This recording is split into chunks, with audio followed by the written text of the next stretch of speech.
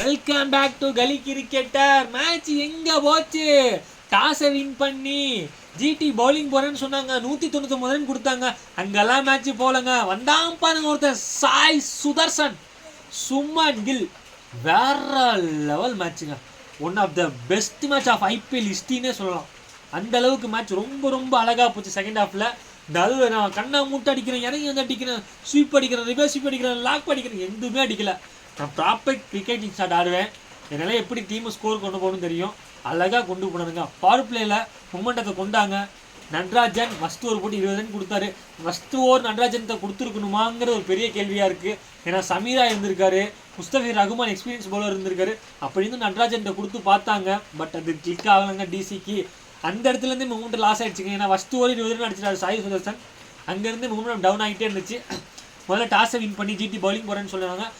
ஃபேப்பும் கிளாசி Rolle's ராய்ஸிலும் opening இறங்கினாங்க. But ஃபேப்புக்கு battle படவே இல்லைங்க. 5 ரன்னுக்கு அவுட் ஆகிட்டாரு. அடுத்து அபிஷேக் புரல் வந்தாலும் நல்லா டச்சு கொடுத்தாரு. அக்ஷர் பட்டேல் இருந்தாலும் நல்லா டச்சு கொடுத்தாரு.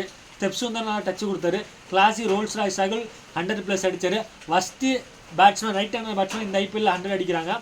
8 ரன்னை 225 இன்னிங்ஸில் கடந்து கோலியை பின்னுக்கு தள்ளியிருக்காரு. பட் அதுக்கெல்லாம் 2 பாயிண்ட் தரமாட்டாங்க. மேட்ச் ஜெயிக்கணும். அதை ஜெயிக்க முடியலையே. ஃபைனலி கேஎல் கிளாஸ் ரோல்ஸ் ராய்ஸில் ஓப்பனிங் இறக்குனாங்க. அதுக்கான ரிசல்ட் வந்துச்சு. பட் இதையும் குறை சொல்லுவாங்க. கேஎல் ராகுல் பார்த்தீங்கன்னா 65 பாலுக்கு தான் 115 அடித்தார். அவர் 11 பிடிச்சிட்டாருன்னு குறை சொல்கிறதுக்கு ஒரு கேங் சுற்றிக்கிட்டு தான் இருக்கும். அது கேஎல் ராகுல் நெகட்டிவிட்டிஸ். பட் இருந்தாலும் மேட்ச் ஜெயிக்கலைங்க.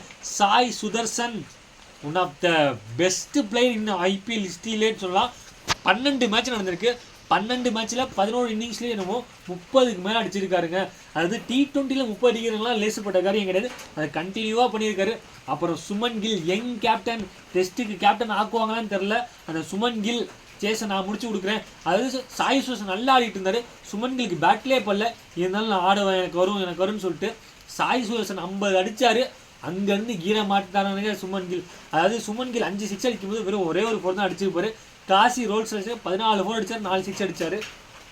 பட் டெல்லி எங்கே தப்பு பண்ணாங்கன்னு பார்த்தீங்கன்னா, ஃபஸ்ட்டு ஓவர் நட்ராஜன் கொடுத்தது தாங்க. அவர் டெத் பவுலர்.